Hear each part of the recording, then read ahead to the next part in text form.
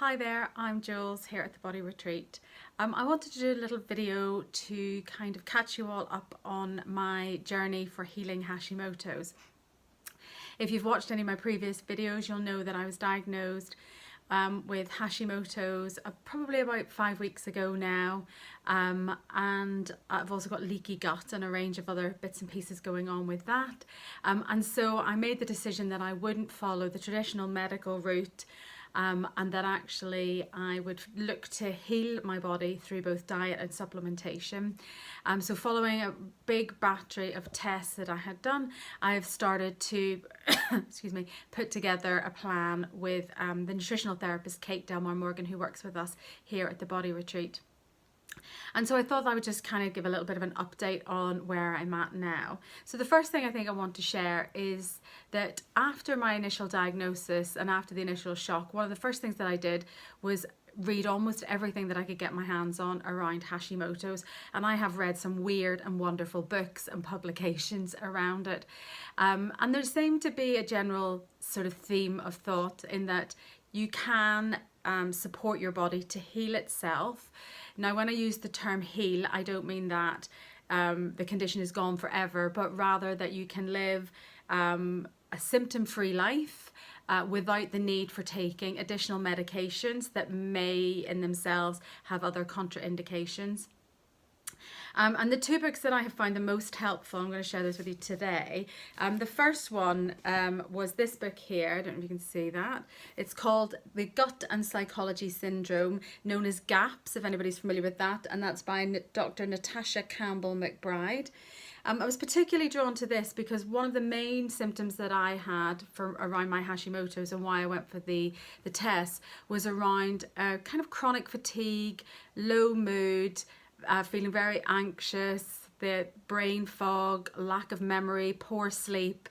And I was likening it to when I'd suffered adrenal fatigue 8 years ago. But none of my old resources that I had learned at that time were really supporting me. So I was really drawn to this book because it's all about the link between the gut and the brain and what's going on with that. The other book that I really enjoyed and I felt was very sort of practical in its approach, but also based on a lot of great research, was Amy Myers and The Thyroid Connection. Really kind of clear, don't be put off by the sort of the size of it, it's actually very big print. Really clear explanation of the gut and the thyroid and how those two are connected, and how that connects to so many of those kind of niggling little symptoms that we can all suffer from. And then there's quite a comprehensive plan in the book here. She actually advocates a 30-day plan, and Dr. Campbell McBride advocates a 1-year plan. And this was where I found the most amount of confusion. Was 30 days to heal Hashimoto seemed like a bit of a nonsense, to be perfectly honest. 1 year seemed like an awfully long time. So actually working with Kate has been a real godsend, because we've kind of taken a lot of the theory around that, what my personal symptoms are, what my lifestyle is like, what my goals are, and we kind of come up with a 6-month plan, which I felt was something that I could commit to. But we're following the GAPS protocol in as much as we're breaking it down into 3 distinct phases. So the first phase that we're doing, which is what I'm in at the moment, which is for the first 4 weeks, I have excluded completely from my diet gluten, dairy, soy, refined sugar and alcohol. And I can tell you that of those 5 things, the easiest has probably been the gluten. That was quite easy to let go of. The soy was very easy to let go of, and even the alcohol wasn't too bad. What I had the most problem with, or am having the most problem with, is dairy. Now I have been lactose free for quite a while, and I felt that that was probably good enough. And then in discussions with Kate, she said, well, the problem is obviously lactose is the dairy sugar, but you may be having an issue with the dairy protein, the casein, in which case, unfortunately, that means all dairy has had to come out of the diet. And I find that really difficult. And then the refined sugar. I'm not going to lie to you, I haven't been quite as strict on the refined sugar. I have made a few things at home myself. Over the weekend I made a rhubarb crumble with coconut oil and gluten-free oats, but there was a little bit of honey went into that, so I didn't do too well on the sugar front over the weekend. However, I would say that I have really reduced down the amount of added sugar that was in my everyday diet, and I'm being really strict about that. So I'm really getting savvy on looking at my labels, and anything that's got any added sugar, even if it's a small amount, that's out of the diet. The dairy is out of the diet, but it's the thing I'm really struggling with the most. Well, just to have some, even a gluten-free piece of bread slathered with some lovely butter on is my idea of heaven right now. However, that's the first phase. I'm a couple of weeks in now, and apart from the butter thing, I'm actually doing quite well. The second phase then, which will happen in a couple of weeks' time, is that we're going to drop all grains entirely, even those that are no gluten. So there will be no rice, there'll be no buckwheat, there'll be no quinoa, everything will go. And that's for another period of 2 weeks. And then in the final period, which I've slightly got my head around, but I'm not going to think about it until we get there, we are going to lose the nightshades and, oh God, I can't even remember now, but another raft of things that we're going to lose, the histamine things, possibly even eggs are going to have to go at that point, which is probably going to be up there with my struggles with butter, is losing eggs, and then that's going to be me in the full program, which I'm then going to follow until the end of September.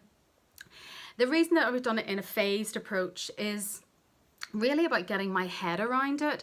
I could have gone kind of cold turkey, but that would have meant literally being left with kind of organic meat, poultry and fish and green vegetables, and that felt like a step too far for me, and I come from a diet that's actually, I would have said, was pretty healthy anyway, but that was just too much to commit to. That for 6 months I felt was too big a step for me, and I really wanted to set myself up for success, not failure. So this idea of the phased approach, I felt I could get my head around. I could clean things out of my diet, get used to them being gone, get into making new recipes, making new positive choices, and then as the next phase comes, you approach that feeling stronger and better. And I think that for me, that's been absolutely the right approach. I'm a couple of weeks in now, and I'm already beginning to see and feel some differences.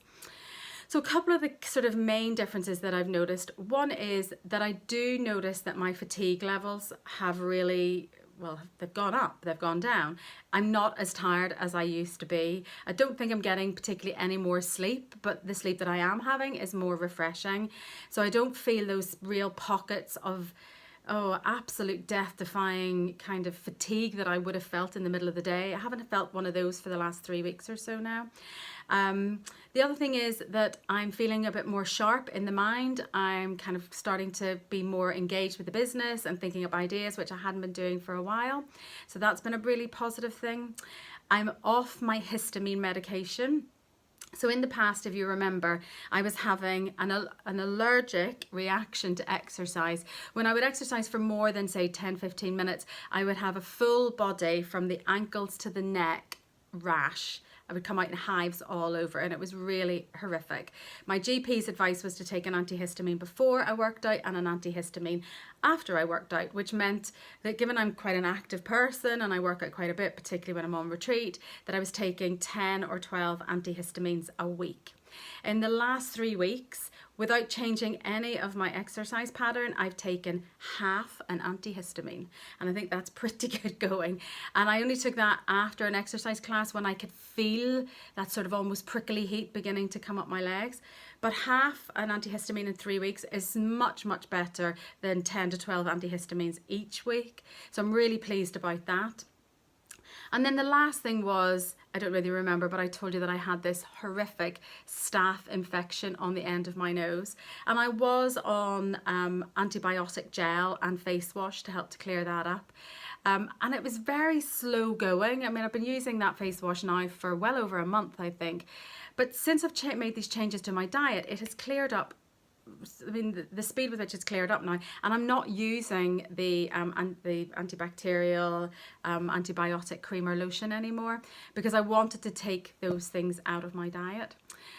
So there we are, first couple of weeks in, I'm feeling pretty good. So I have removed gluten, dairy, soy, refined sugars and alcohol all out of my diet now. Next couple of weeks then I'll be dropping the grains, and then a couple of weeks after that I'll be going sort of full cold turkey. I'll tell you more about all the things that are being dropped at that stage.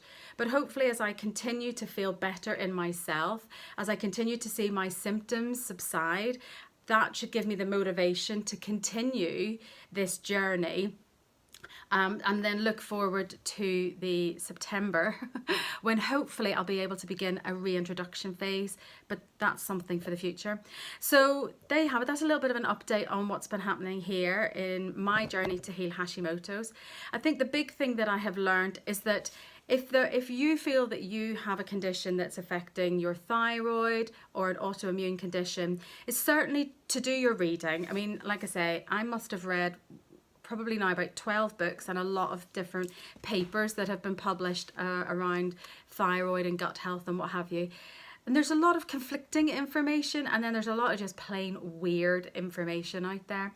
But I think it's a good idea to kind of get a grounding on what some of the main thinkers in this area are saying about this. But I think most importantly, even when you've done that reading, is that this is an individual journey for you. And I'd really encourage you to work with the support of a health professional to be able to help guide you and help to measure and monitor, so that you're not just changing things, taking things out of your diet, putting things back in without them actually having a positive impact on your health and well-being. So if you've got any questions, then I would love to hear from you. I'd love to hear whether there are certain things that you want to know about. Next time in the video, I'm going to talk more specifically about some of my test results and show you the supplements that I'm on as well, and talk through why I'm taking what I'm taking. And yeah, so that's what I'm planning to do in the next one. I've already queued up Kate, our nutritional therapist, and we're going to do one together so we can do a Q&A session. That's probably going to be towards the back end of May. We'll do that. So if you've got any specific questions, then do let us know and we'll cover those together. But in the meantime, I hope that this has been helpful today. I'd love to hear from you, whether you have got feedback for me, whether you've got any questions for me, or if you have found a way of making going dairy free in particular even easier, then I would love to hear about that too, because that is the one I'm struggling with the most. So there you have it. That's me now, Jules, here at the Body Retreat on her journey to heal herself with Hashimoto's. Until the next video, thank you so much for watching, and I look forward to seeing you